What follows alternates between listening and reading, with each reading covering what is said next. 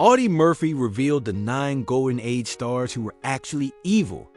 He was America's most decorated World War II combat soldier. A warrior who single-handedly held off 6 German tanks and 250 infantry.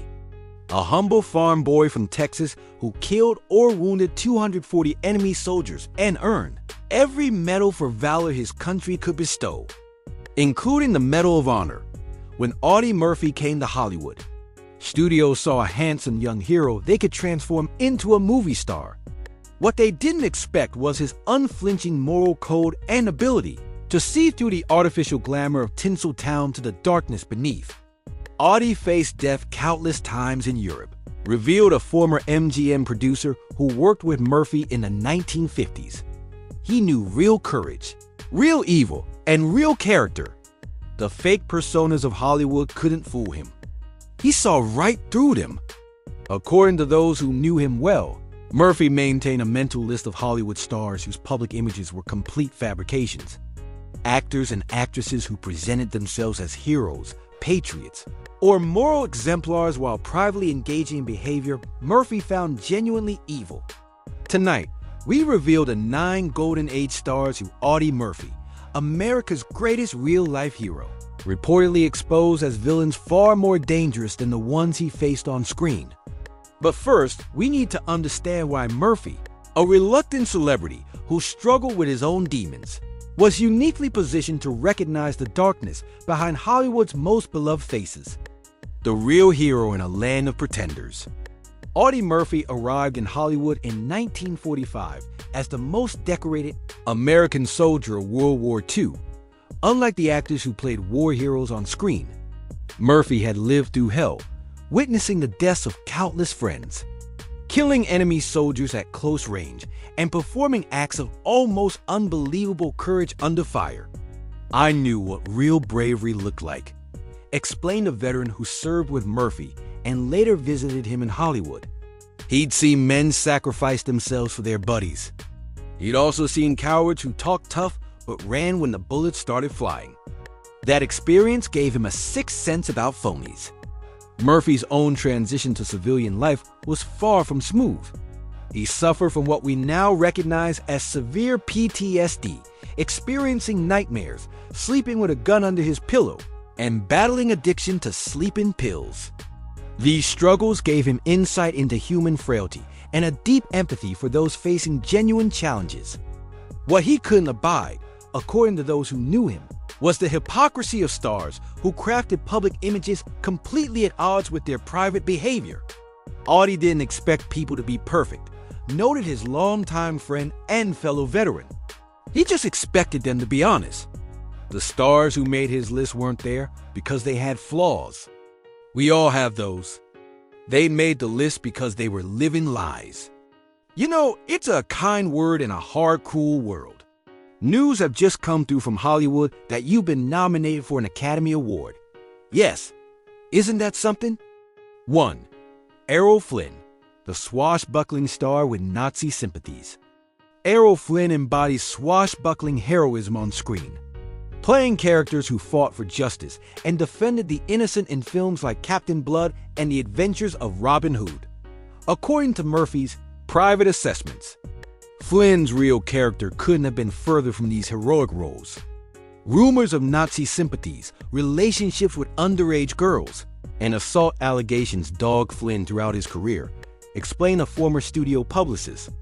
Most fans never knew, but industry insiders, including Murphy, were well aware of the disturbing realities behind Flynn's charming facade. Flynn's suspected Nazi sympathies particularly disturbed Murphy, who had witnessed firsthand the horrors perpetrated by the Third Reich. According to multiple sources, Flynn expressed admiration for Hitler and fascist ideology during the 1930s and even allegedly attempted to meet with Nez during a European trip before America entered the war. Audie allegedly refused to appear at the same veteran events as Flynn revealed a former USO coordinator. He told organizers, "I didn't fight in Europe to come home and shake hands with their admirers." Flynn's personal life was equally troubling. In 1942, he was tried for the statutory assault of 2 underage girls. And while he was ultimately acquitted, the trial revealed patterns of predatory behavior toward young women. Throughout his career, Flynn faced multiple allegations of sexual assault and misconduct that studios worked diligently to suppress. Audie said Flynn could act like a patriot, but couldn't pass the smell test of a real one, recalled a fellow actor who worked with both men. Murphy believed true character revealed itself in private moments, not public performances. By that measure, he found Flynn contemptible. What made Flynn particularly offensive to Murphy was the stark contrast between his heroic screen persona and his deeply problematic private behavior.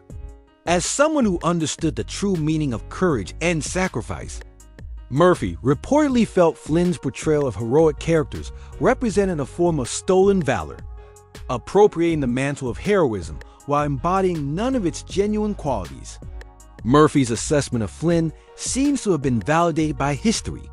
Flynn's reputation has continued to deteriorate as more details of his private life have emerged, revealing a man whose charm masked a disturbing blend of predatory behavior, political extremism, and moral bankruptcy. Well, from my standpoint, he should be remembered as one of the finest human beings I ever knew in my life. And of course, multi-talented. He was a wonderful, wonderful boy. What to Frank Sinatra, the voice with mob connections? Frank Sinatra was America's most beloved singer, the smooth-voiced crooner who made women swoon and dominated popular culture for decades. Behind the sophisticated image and undeniable talent, however, Murphy allegedly recognized something far more sinister. A man whose ties to organized crime and willingness to use violence and intimidation revealed a character at odds with his carefully crafted public persona. Ties to organized crime allegedly threatened journalists, sabotaged careers, and bought silence, noted a former Hollywood columnist who claimed knowledge of Sinatra's darker activities. Murphy served with men of genuine loyalty and honor. He saw Sinatra's version as a corrupt perversion of those values. Sinatra's connections to organized crime figures like Sam Gianna, Lucky Luciano, and Carlo Gambino were an open secret in Hollywood, but carefully hidden from the general public. These weren't merely casual associations. According to multiple accounts, Sinatra served as an intermediary between the mob and Hollywood, helped launder money through casino investments, and leveraged these connections to advance his career and intimidate rivals. Murphy respected loyalty, but not when it came in a tailored suit with blood on the cuffs, said a former fellow actor who knew both men. Audie saw how Sinatra used fear to control people. That wasn't the leadership he respected from the battlefield.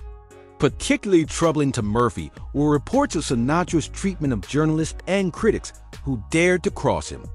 Multiple reporters who wrote unflattering stories about Sinatra allegedly faced threats, property damage, or physical intimidation.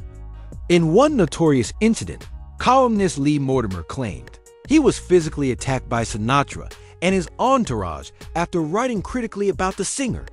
Sinatra's volatile temper and willingness to use connections to destroy careers also reportedly disturbed Murphy.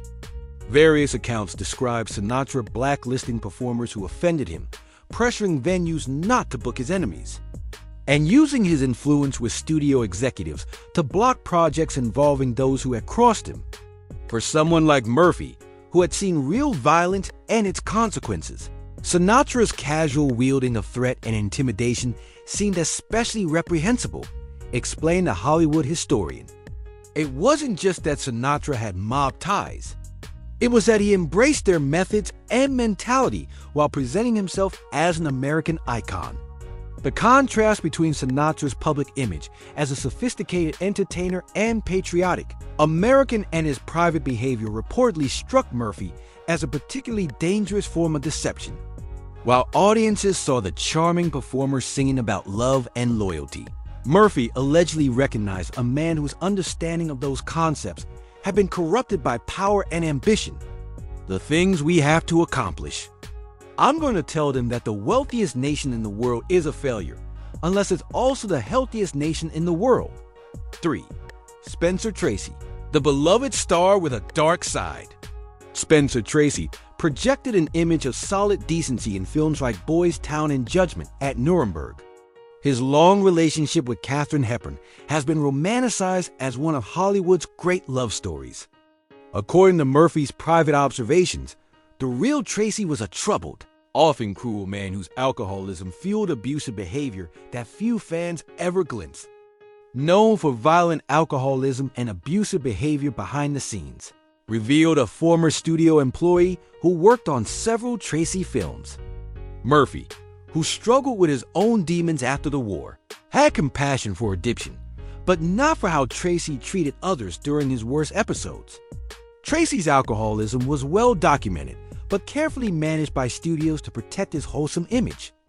According to numerous accounts, his drinking binges could last for days and frequently resulted in verbal and sometimes physical abuse toward those around him.